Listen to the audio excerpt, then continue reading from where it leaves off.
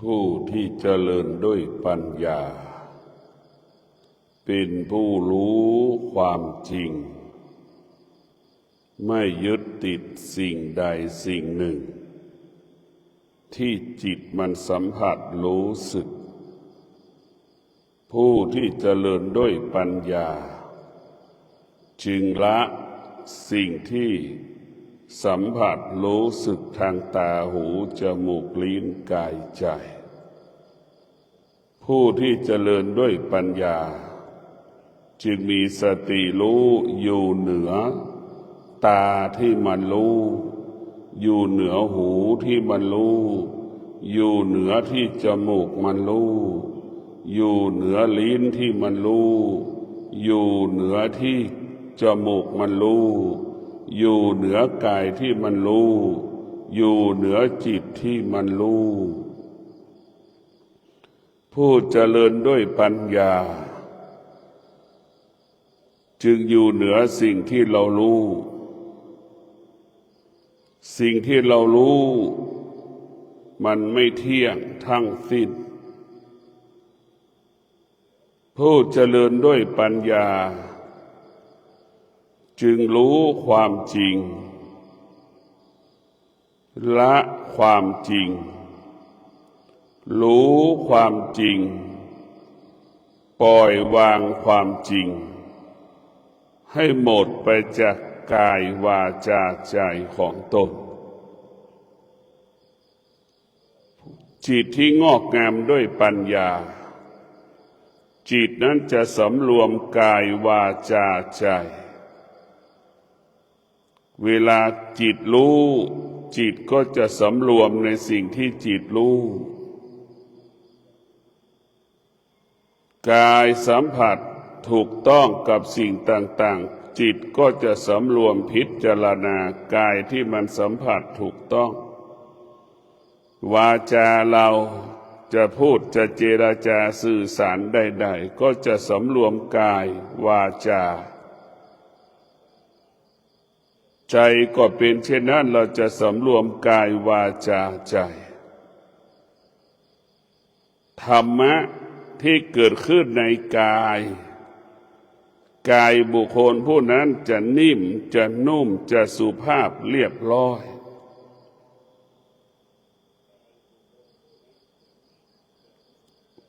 กายของบุคคลที่อุดมสมบูรณ์ไปด้วยธรรมจะสำรวมกายวาจาใจเหมือนช้างจะสงบนิ่งเหมือนช้างสงบนิ่งเหมือนลิงนอนหลับสงบนิ่งเหมือนสัตว์นอนหลับมันจะสงบนิ่งเพราะฉะนั้นพวกเราทั้งหลายดวงจิตที่งอกงามด้วยธรรมดวงจิตที่งอกงามด้วยธรรมก็จะกายวาจาใจสงบตลอดเวลาไม่อยู่ใต้อำนาจความรู้สึกของตนเองของบุคคลอื่นๆมีสติรู้แล้วก็อยู่เหนือสิ่งที่เรารู้ทั้งหมดทั้งสิ้นดวงจิตที่มีปัญญาจะนำพาจิตนั้นไปสู่ความจริงเรียกว่าเข้าสู่ความจริงเห็นความจริงให้ละความจริงทั้งหมดทั้งสิ้นดังพระธุดงค์จะเหลือแต่จีวรบาทสังฆาติให้เป็นเช่นนั้นพวกเราทุกคนที่เกิดมาเป็นมนุษย์เราต้องสร้างบารมีธรรมเราต้องสร้างบารมีธรรมะนี่แหละจะสร้างชีวิตของเราธรรมะนี่แหละจะยกฐานะ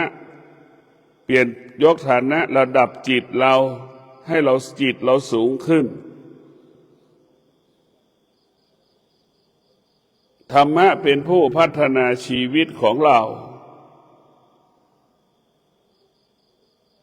โดยเฉพาะความอดทนเปรียบเสมือนไฟกิเลสเปรียบเสมือนท่อนไม้ เพราะเมื่อบุคคลใดก็แล้วแต่ที่มีความอดทนจะชนะกิเลสบุคคลผู้ใดมีความอดทนก็ชนะในการปฏิบัติหน้าที่ก็ชนะอุปสรรคปัญหาทั้งหมดทั้งสิ้น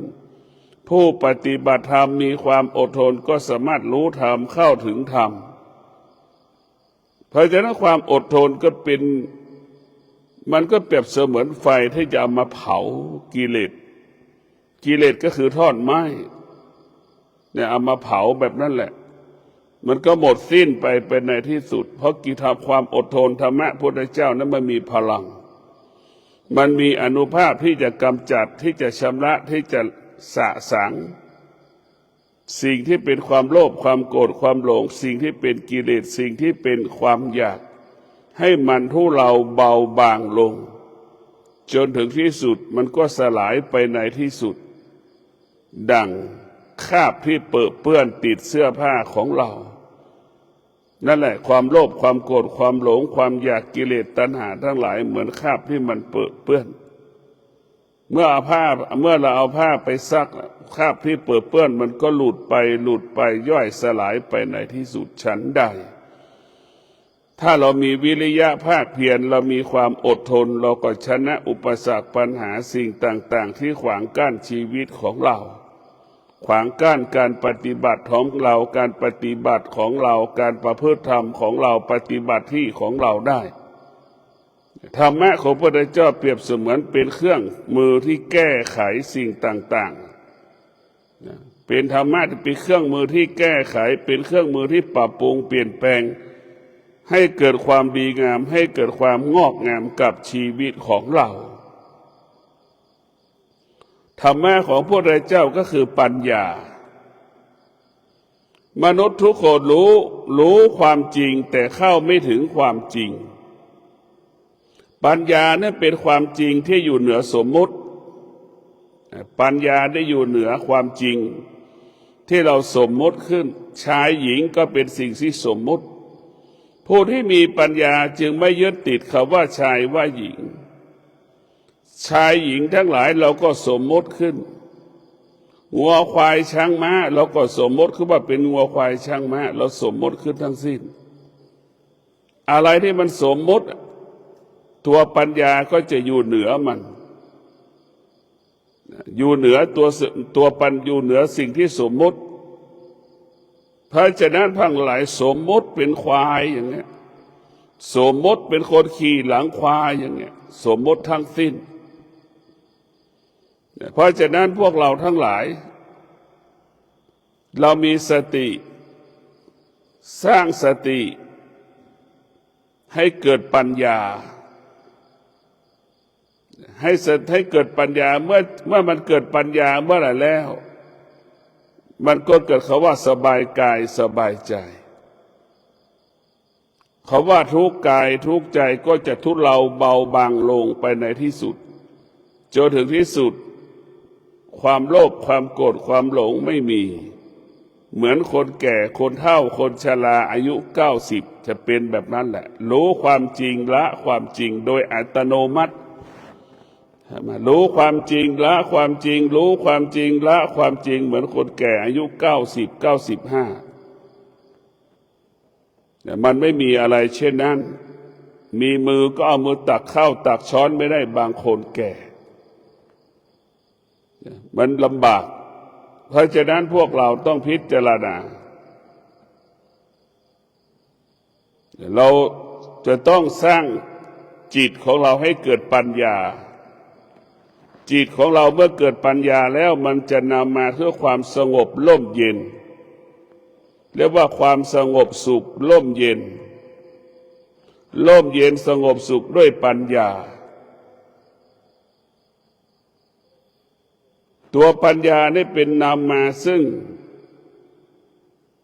ความจริงที่เราจะต้องรู้เช่นว่าความทุกข์มันไม่ได้เกิดขึ้นดอยลูกใดลูกหนึ่งภูเขาลูกใดลูกหนึ่งทุกข์เกิดขึ้นที่กายกับจิตของเรา ความสุขก็เกิดขึ้นที่กายกับจิตเราจะต้องดับทุกข์ที่กายกับจิตของเราจะไม่ให้ทุกข์นั้นความทุกข์ก็ดีความสุขก็ดีมันเป็นเชื้อโรคทั้งสิ้นมันขยายพันธุ์แพร่พันธุ์มันขยายพันธุ์แพร่พันธุ์จนทำให้เรานั้นตกอยู่ใต้อำนาจทุกวันนี้เราขาดสติเราตกอยู่ใต้อำนาจความสุขความทุกข์ตลอดเวลาสุขเกิดเราก็ไปยึดติดทุกข์เกิดเราก็เข้าไปยึดติดนี่เราไปตกอยู่ใต้อำนาจความทุกข์และความสุขมนุษย์ทั้งหลายจะเกิดอาการสำแดงอาการเขาว่าทุกข์ทรมานลำบากก็เพราะไปยึดติดในสุขสุขเกิดเราก็รักษาไม่ได้ทุกข์เกิดเราก็แก้ไม่ได้เมื่อมันแก้ไม่ได้เราก็กลายเป็นหนูติดกาวทุกข์ทรมานลำบากเหมือนแมลงวันติดกาวไอ้ทุกข์ที่เราแก้ไม่ได้เพราะมันไม่รู้เมื่อจิตมันไม่รู้จิตมันก็จะยึดติดสิ่งที่มันเป็นทุกข์สิ่งที่มันเป็นสุขถ้าจิตเราเป็นผู้รู้จิตเราจะไม่ยึดติดสิ่งที่มันเป็นสุขสิ่งที่มันเป็นทุกข์ถ้าจิตมันเป็นผู้รู้จิตมันจะรู้ว่าสุขก็มันไม่เที่ยงทุกข์ก็มันไม่เที่ยงให้เราเข้าใจเช่นนี้แต่เราเข้าไม่ถึงสุขกับทุกข์เราจึงตกอยู่ใต้อำนาจของสุขและทุกข์ตลอดกาลเวลาสุขเกิดขึ้นกี่ครั้งเราก็สำแดงอาการต้อนรับมันทุกข์เกิดขึ้นกี่ครั้งเราก็สำแดงอาการต้อนรับมันทุกวันโดยเฉพาะผู้ที่ปฏิบัติธรรมนี่ต้องมีสติรู้ที่จะหยุดสุขกับทุกข์มิให้เกิดขึ้นในดวงจิต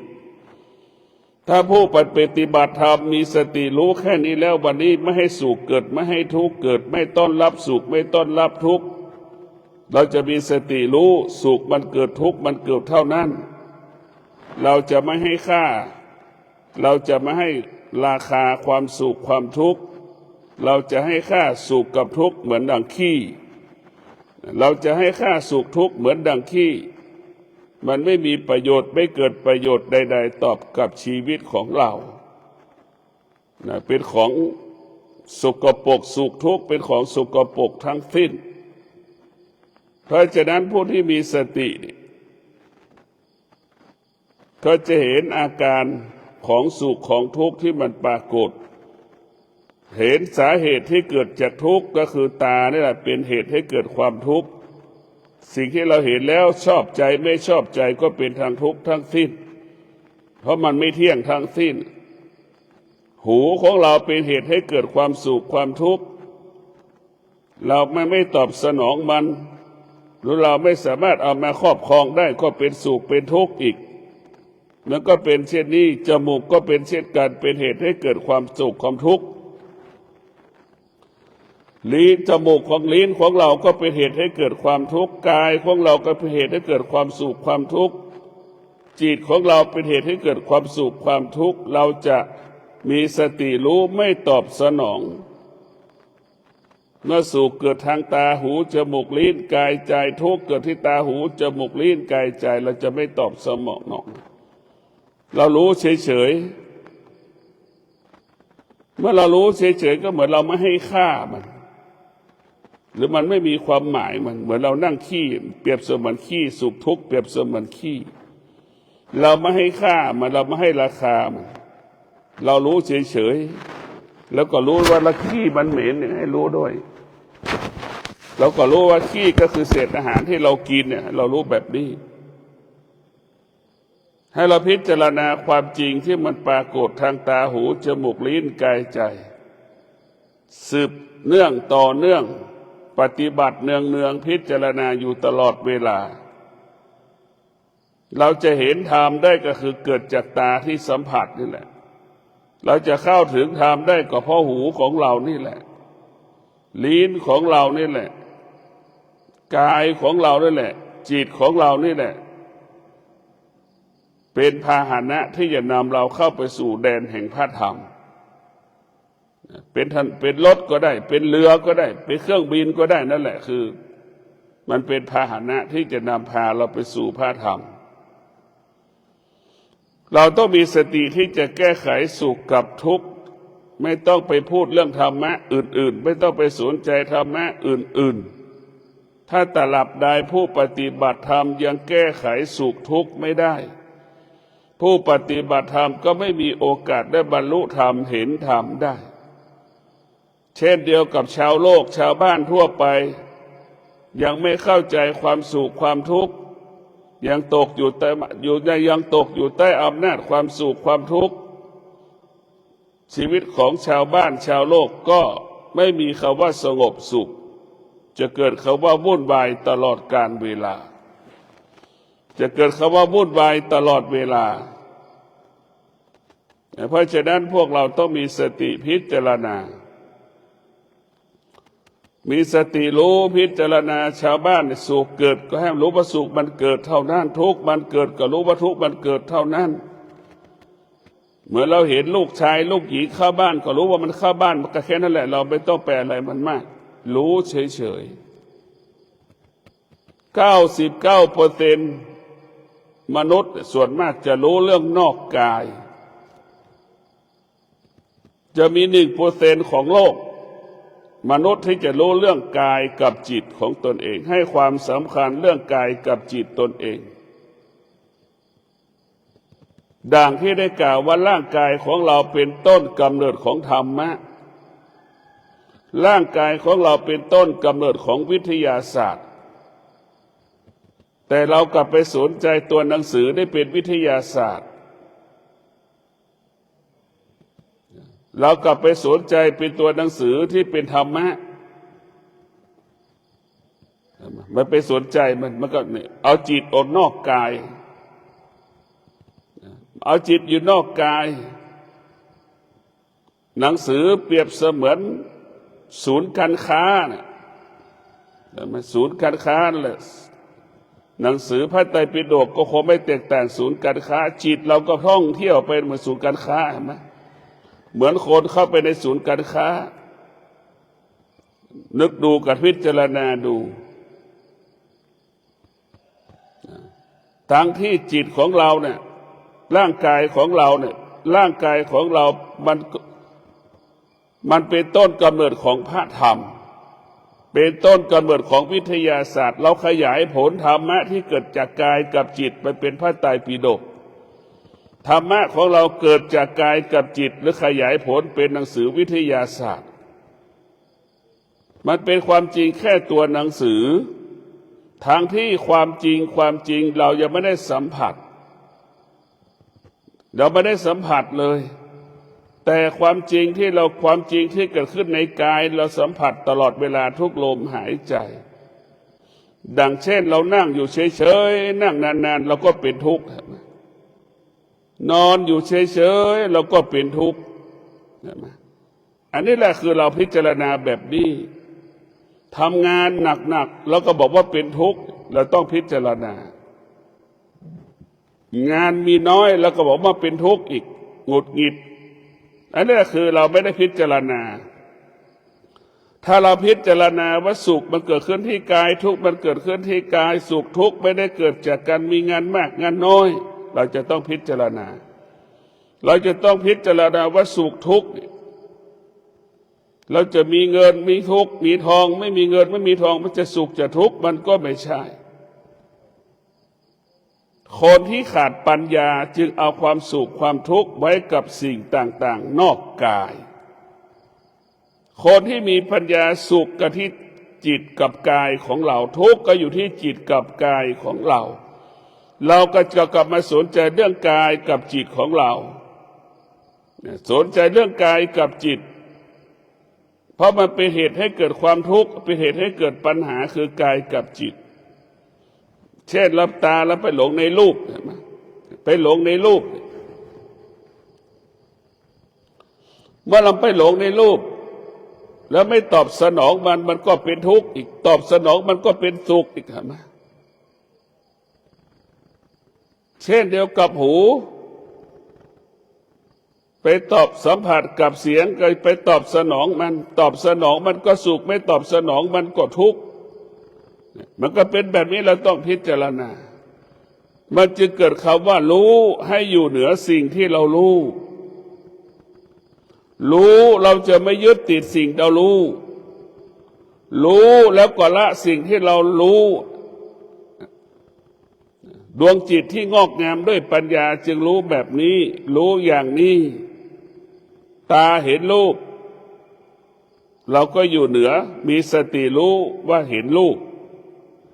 เราจะไม่เข้าไปยึดติดมันหูสัมผัสกับเสียงเราก็ไม่ยึดติดในเสียงเรารู้มันเราอยู่เหนือมันเรารู้มันเราก็ปล่อยมันไปให้เราพิจารณาชีวิตเราเป็นแบบนี้อย่างนี้เรารู้ให้เราอยู่เหนือสิ่งที่เรารู้มันรู้ทางตาทางหูจมูกลิ้นกายใจเนี่ยมันเป็นประตูมันเป็นช่องประตูมันเป็นช่องหน้าต่างทางรู้และไม่รู้มันเกิดขึ้นที่เดียวกันหมดนะรู้ก็ดีไม่รู้ก็ดีมันเกิดขึ้นที่เดียวกันคือเกิดขึ้นที่จิตถ้าจิตมันได้รับการฝึกฝนอบรมจิตก็จะเป็นจิตของผู้รู้ดังมนุษย์จิตเป็นผู้รู้มันก็จะเลือกมนุษย์มันกินไก่มนุษย์ไปกินไก่เห็นไก่กับหมาวางตรงนั้นมนุษย์ก็จะกินไก่ถ้าเราไม่เป็นผู้รู้เราก็จะกินหมาอย่างนี้กินเนื้อหมากินเนื้อไก่อย่างนี้ถ้าเป็นผู้รู้ก็กินเนื้อไก่ถ้าเราไม่เป็นผู้ไม่รู้เราก็จะกินเนื้อหมาเพราะธรรมชาติคนจะกินไก่กันทั้งระบบของโลกผู้รู้ก็จะรู้เป็นผู้รู้ก็จะรู้ว่าไก่เป็นอาหารหลักของประชากรโลกเป็นอาหารที่คนนิยมกินกันทั้งโลกหมายความว่าไม่มีใครเกิดมาแล้วไม่กินไก่และไม่มีในโลกแต่ถามอีกคำว่าผู้ไม่รู้ทั้งหลายผู้ไม่รู้ทั้งหลายส่วนมากก็จะเปรียบเสมือนผู้ไม่รู้ก็คือไปรู้ว่าเนื้อหมาเนี่ยมีคนกินน้อยของโลกสัก10%หรือ5%เท่านั้นทั้งโลกจะกินเนื้อหมาเมื่อเรารู้ว่าเป็นเนื้อหมาเราก็จะไม่กินเนื้อหมานั่นแหละคือเป็นผู้ไม่รู้นะผู้ไม่รู้มันจะกินเนื้อหมาผู้รู้มันจะไม่กินเนื้อหมาจิตผู้รู้ก็จะเลือกอธรรมะจิตที่ไม่รู้ก็จะเลือกสิ่งที่เป็นอธรรมสิ่งที่เป็นอกุศลเพราะนั้นผู้รู้ทั้งหลายนี่จึงรู้ความจริงเห็นความจริงละความจริงอยู่เหนือความจริงรู้ความจริงละความจริงอยู่เหนือความจริงผู้รู้แล้วไม่ยึดติดในความจริงทั้งสิ้นมีสติรู้อยู่มีสติรู้กำหนดลมหายใจยาวกี่ร้อยครั้งหายใจยาวกี่ร้อยครั้งทั้งเข้าทั้งออกรู้หายใจสั้นเข้าออกกี่ร้อยครั้งเราก็รู้เนี่ยมันจะมีหลักให้เรารู้แบบนี้เราจะไม่รับรู้เรื่องอื่นๆเราจะรับรู้เรื่องที่เกิดขึ้นในกายเรากับจิตเราเท่านั้นกายของเราก็คือจมูกจิตของเราคือไปรับรู้ลมหายใจเข้าออกหายใจหยาบเข้าออกก็รู้หายใจละเอียดเข้าออกเราก็รู้ให้เรารู้แบบนี้ถ้าเรารู้แบบนี้เนี่ยคือรู้กายกับจิตหรือจิตกับกายรู้กันเมื่อกายกับจิตรู้กันกายกับจิตก็เป็นเอกภาพเหมือนควานช้างขึ้นหลังช้างขึ้นคอช้างนั่นแหละจิตเราเหมือนควานช้างกายของเราคือตัวช้างมันสัมพันธ์กันยามใดที่ควานช้างขึ้นคอช้างช้างมันรู้จะต้องทำงานกายกับจิตมันรวมกันเป็นหนึ่งมันก็รู้มันจะปฏิเสธสิ่งที่เป็นอธรรมปฏิเสธสิ่งที่เป็นอกุศลไม่ให้มาครอบงำกายวาจาใจเรามันจะให้กายวาจาใจเราสะอาดหมดจดผ่องใสตลอดเวลา จิตเราจิตผู้รู้จะเป็นแบบนี้เมื่อจิตเราเป็นจิตผู้รู้มันก็รู้ความจริงละความจริงรู้ความจริงละความจริงมันมีความจริงเหนือความจริงความจริงอันแท้จริงมันพูดไม่ได้สิ่งที่เราพูดได้มันไม่ได้เป็นความจริงของความเป็นจริงความจริงเปรียบเสมือนคนบ้าเนี่ยมันพูดไม่ได้อย่างนั้นแหละมันพูดไม่ได้สิ่งที่เราพูดทุกวันนี่ยังไม่ใช่ความเป็นจริงที่เป็นความจริงจริงมันพูดไม่ได้มันเป็นความจริงที่อยู่เหนือความจริงพวกเราทั้งหลายมีสติพัฒนาจิตให้เกิดปัญญาให้จิตเราเป็นจิตผู้รู้ให้จิตงอกงามด้วยปัญญาเราจะสำรวมกายวาจาใจในการปฏิบัติธรรมประพฤติธรรมจะนั่งจะนอนจะเดินเรามีสติสำรวมกายวาจาใจเรามีสติรู้สำรวมกายวาจาใจตลอดเวลาจึงขอให้พวกเราได้มีสติพิจารณานำเอาธรรมะคำสอนของพระพุทธเจ้าไปปฏิบัติเรียกว่าธรรมะอันประเสริฐธรรมะนั้นต้องเกิดจากกายของเราดังที่ได้กล่าวว่าธรรมะเป็นต้นกำเนิดของกายของเราเป็นต้นกำเนิดของพระธรรมเป็นต้นกำเนิดของพระธรรมให้เราน้อมนำเอาสติไปพิจารณากายน้อมนำเอาสติไปพัฒนาจิตจิตของเราเปรียบเสมือนหวายร่างกายของเราเปรียบเสมือนช่างเหมือนก้อนหินเห็นไหมก้อนหินเนี่ยมันแข็งก้อนหินเนี่ยมันแข็งหวายนี่มันงอบ้างได้งอได้เอาตรงได้ถ้าเรามีสติฝึกฝนจิตสติอบรมจิตของเราได้รับการอบรมมันก็จะมีค่าดังหินที่แกะสลักเป็นพระพุทธรูปเทวรูปมีค่ามีราคามีความหมายจิตของเรากายของเราจะมีค่ามีความหมายก็เหมือนหวายที่เรามาดัดงอเป็นรูปเก้าอี้ต่างๆเป็นรูปเฟอร์นิเจอร์ต่างๆนั่นแหละจิตของเรากายของเรามันจะเข้าใจความจริงอยู่กับความเป็นจริงได้ฝึกจิตเราเมื่อได้รับการอบรมมันเป็นได้หมดมันจะงดงามได้เหมือนดังก้อนหินที่แกะสลักเป็นพระพุทธรูปพระประธานมีค่ามีราคามีความหมายจิตที่เราฝึกฝนแล้วมีคุณค่าดังหวายที่เรามางอมาเป็นรูปต่างๆเป็นเฟอร์นิเจอร์เป็นประโยชน์เกิดประโยชน์จะเป็นเช่นนั้นชีวิตของเรามันต้องมีสติรู้ถ้าตราบใดเรายังไม่ได้ฝึกฝนจิตแล้วก็เป็นผู้ไม่รู้คือจะหลงทุกวันนี้จิตเรามันหลงจิตไปหลงบทตาเห็นรูปสารพัดรูปมันหลงหมด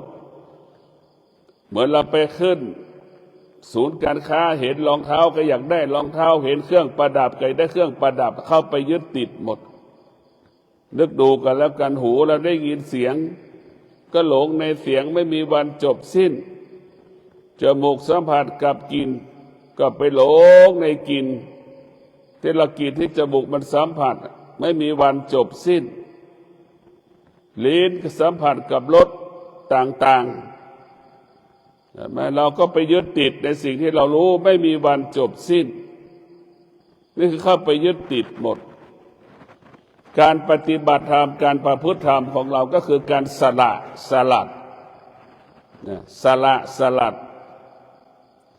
รูปแบบการเป็นฆราวาสรูปแบบการเป็นมนุษย์ให้มาเป็นรูปแบบของเป็นนักบวชเช่นเราโกนผมโกนหัวนุ่งห่มขาวนุ่งจีวรเราละพฤติกรรมการเป็นมนุษย์ภายนอกสิ่งละพฤติกรรมการเป็นพฤติกรรมการเป็นมนุษย์ภายนอกนั้นมันง่ายเราจะละพฤติกรรมการเป็น ภายในจิตใจของเรานะมันยากมากเพราะจิตใจของเราเนี่ยมันจึงเป็นหัวใจของคฤหัสถ์อยู่เราจะเห็นได้จากพระสงฆ์ที่มีปัญหาอยู่ทุกวันนี่ก็เพราะว่า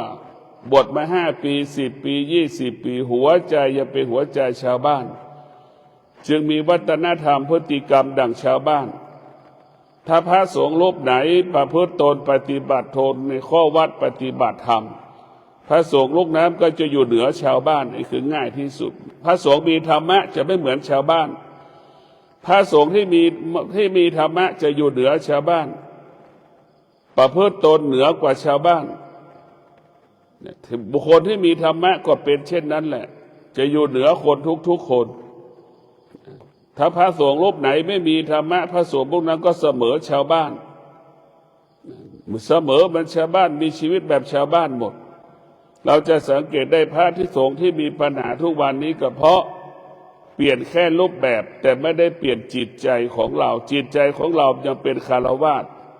หัวใจที่เป็นกิเลสหัวใจที่มันเคยครองเรือนมายังอยู่ในจิตใจ100%อยู่อันนี้แหละมันถึงเกิดปัญหาตามมาเรียกว่ากิเลสมันตามมาอยู่ตลอดเวลา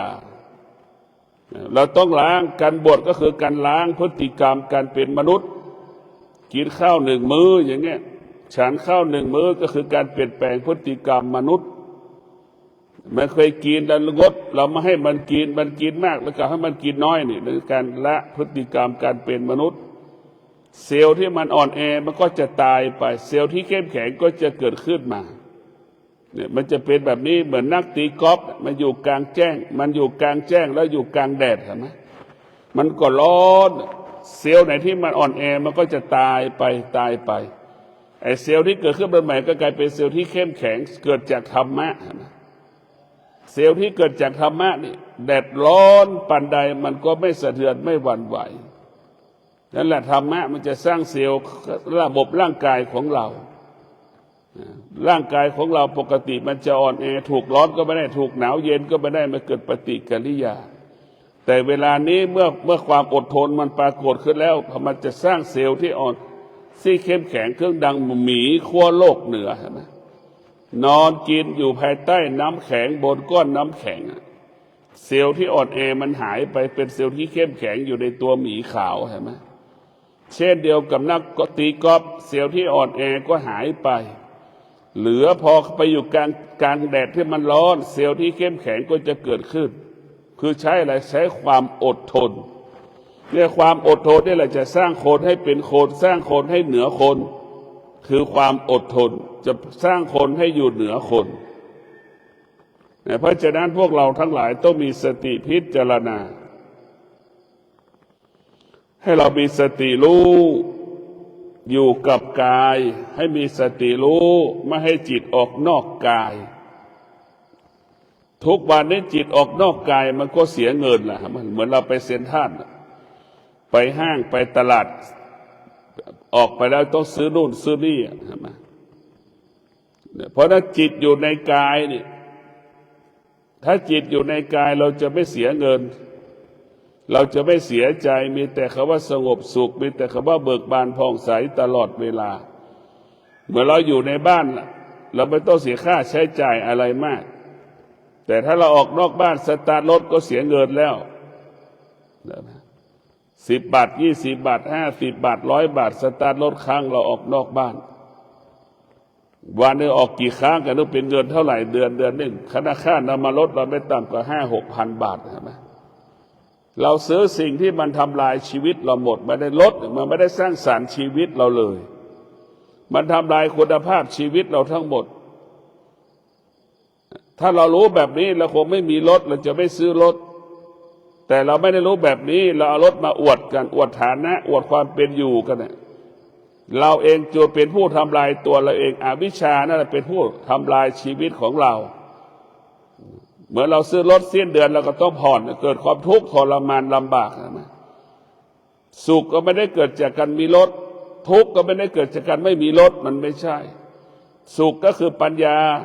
ทุกข์ก็คือขาดปัญญาอยู่คิดตรงนี้ถ้าเรามีปัญญามันจะไม่เบียดเบียนตนเองไม่ทำลายตนเอง ถ้าเรามีปัญญาแล้วมันจะละมันจะวางสิ่งที่เรารู้ทั้งหมดทั้งสิ้นสิ่งที่เรารู้สิ่งที่เราเห็นไม่มีค่าไม่มีราคาไม่มีความหมายใดๆทั้งสิ้นอันนี้คือจิตที่มีปัญญาเมื่อจิตขาดปัญญาเนี่ยตาหูจมูกลิ้นกายใจไปยึดติดที่มันสัมผัสรู้สึกมันเหมือนหนูติดกาวเหมือนแมลงวันติดกาวนะเหมือนยุงติดกาวนั่นแหละมันทุกข์มันทรมานมันลำบากพวกเราทั้งหลายต้องมีสติที่จะไม่ยึดติดสิ่งใดสิ่งหนึ่งที่มันปรากฏหรือสัมผัสทางหูทางตาทางลิ้นทางกายทางใจของเราจะไม่ยึดติดเราจะอยู่เหนือมันรู้มันแต่อยู่เหนือมันรู้มันเราไม่ยึดติดมันรู้มันละมันไปปล่อยมันไปจนถึงที่สุดรู้ไม่ตามรู้รู้ไม่ตามรู้ให้เข้าใจรู้ไม่ตามรู้สิ่งที่เรารู้ไม่มีค่าไม่มีความหมายใดๆทั้งสิ้นรู้สิ่งใดให้ละสิ่งนั้นรู้สิ่งใดให้อยู่เหนือสิ่งนั้นรู้สิ่งใดสักแต่รู้สักแต่รู้สิ่งที่เรารู้ไม่สามารถทำให้กายกับจิตเราสะเทือนหวั่นไหวได้สิ่งที่เรารู้กายกับจิตมั่นคงกายกับจิตเรามั่นคงตลอดกาลเวลากายกับจิตก็เบิกบานผ่องใสตลอดเวลาจึงเกิดคำว่าสงบร่มเย็นเป็นสุขสงบแล้วว่าสงบร่มเย็นเป็นสุขสงบเย็นเป็นสุขก็ขอให้ท่านทั้งหลายมีสติพิจารณาชีวิตของเรามันไม่มีอะไรมันไม่มีอะไรชีวิตของเรามีแต่ปัญญาเท่านั้นมีแต่ปัญญาไม่มีใครขโมยไปได้ความธรรมะไม่มีใครขโมยไปได้ภาพธรรมะเป็นสมบัติของกายก็ขอให้ท่านทั้งหลายดำเนินชีวิตโดยใช้ปัญญาโดยใช้ปัญญาผู้ที่มีปัญญาจึงอยู่เหนือสิ่งที่รู้ผู้ที่มีปัญญาดำเนินชีวิตด้วยปัญญาจะไม่ตกอยู่ใต้อำนาจสิ่งที่เรารู้สุขก็ดีทุกข์ก็ดีเราจะอยู่เหนือสุขเหนือทุกข์ที่เรารู้อยู่เหนือสิ่งที่เรารู้ก็ขอความสุขสวัสดีจงเกิดแก่ท่านทั้งหลายที่ฟังธรรมะทางสายเอกหลวงปู่มั่นเจริญงอกงามยิ่งขึ้นไปขอเจริญพร